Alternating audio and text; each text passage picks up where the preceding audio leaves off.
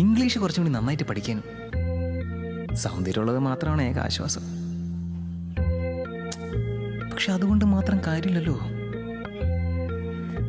Family setup ഒന്നും മൊത്തത്തിൽ ശരിയല്ല. അച്ഛൻ വല്ല കച്ചവടക്കാരനായിരുന്നെങ്കിൽ ഗോൾഡോ റബ്ബറോ ഉള്ളിയെങ്കിലും.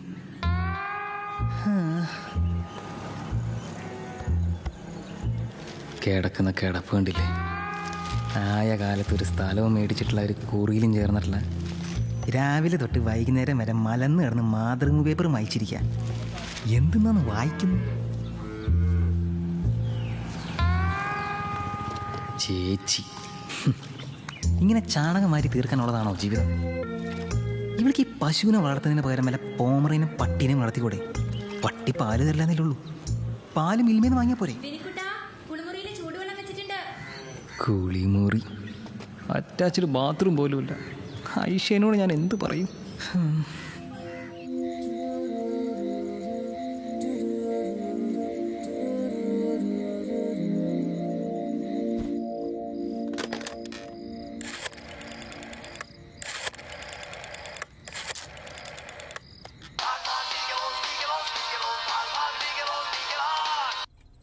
ചിഞ്ചു, അളിയ ഉമ്മയൊന്നും തരരുത്. ഇത് ഞാനാ.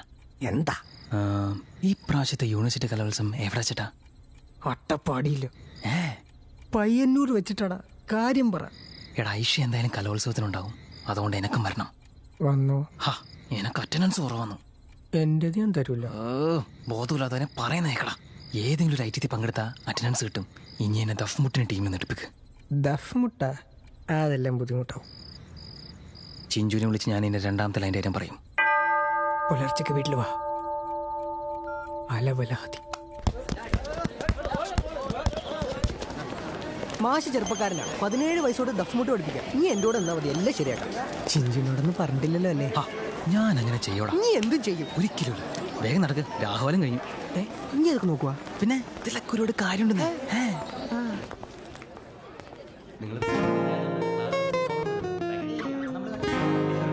നജാഫ്,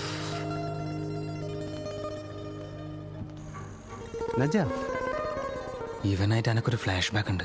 ഫ്ലാഷ് ബാക്കിനൊരു ഫ്ലാഷ് ബാക്കോ? ഞാൻ സെയ്തർപള്ളിയിലായിരുന്ന കാലം, അബ്ദു മുസ്തഫയൊക്കെ എൻ്റെ ജീവിതത്തിലേക്ക് വരുന്നതിന് മുമ്പുള്ള കാലം, എൻ്റെ +2 പഠനകാലം. എപ്പോഴും കൂടെ 2 സുഹൃത്തുക്കൾ, എന്നെക്കാളും 1-2 വയസ്സ് മുതിർന്നവരാ. നിജാദ്, മജീദ്.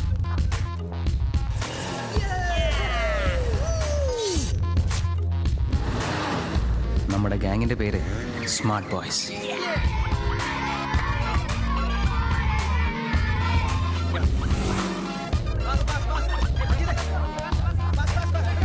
തലശ്ശേരി ഞങ്ങളുടെ കൈവെള്ളയിലായിരുന്നു. ഒന്നും ഞങ്ങൾക്കൊരു പ്രശ്നമല്ലായിരുന്നു. ബൈക്കിന് ബൈക്ക്, പണത്തിന് പണം, ചെലവ് മുഴുവൻ ഏറ്റെടുക്കാൻ ഒരാളും. മജീദ് ഗൾഫിൽ ജോലി ചെയ്തിരുന്ന കുഞ്ഞുട്ടിയുടെ മകൻ.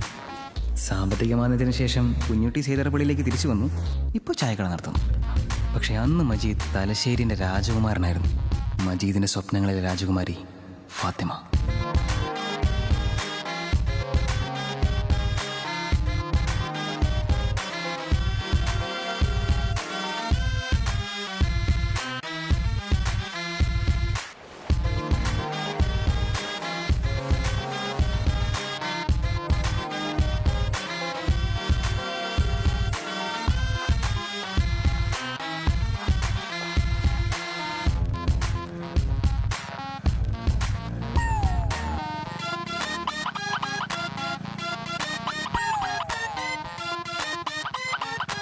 മുറുക്കി പിടിച്ചിരിക്കും പോലെ.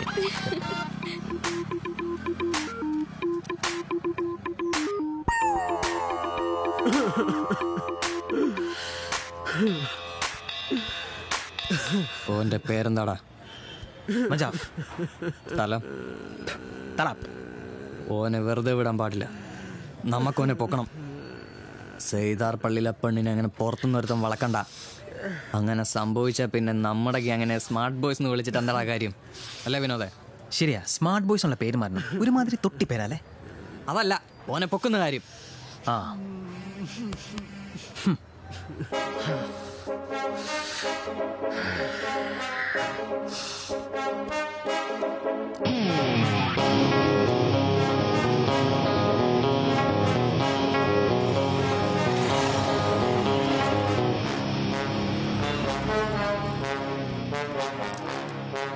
കൃഷ്ണേട്ടാ 3 കർച്ചീഫ് വേണം, വലുതെടുത്തു.